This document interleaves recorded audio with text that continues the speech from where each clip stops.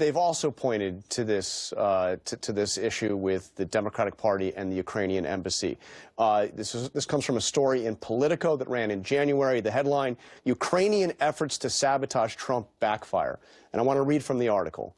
A Ukrainian-American operative who was consulting for the DNC met with top officials in the Ukrainian embassy in Washington in an effort to expose ties between Trump, top campaign aide Paul Manafort, and Russia. The Ukrainian efforts had an impact in this race, helping force Manafort's resignation and advancing the narrative that the Trump campaign was deeply connected to Ukraine's foe to the east, Russia.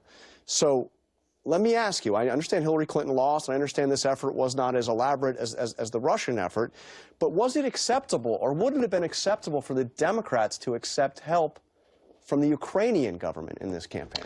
No, it would be appropriate for the Democrats to accept help from the Ukrainian government.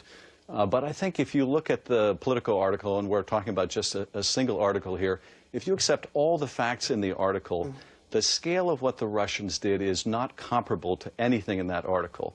If it were, the comparable analogy would be that the Ukrainian president directed the Ukrainian intelligence agencies to steal, to hack Donald Trump's campaign, steal emails, publish them, directed a social media army to influence the election, and sat down, its representatives sat down with Chelsea Clinton and John Podesta, in which they indicated they wanted the dirt on Donald Trump.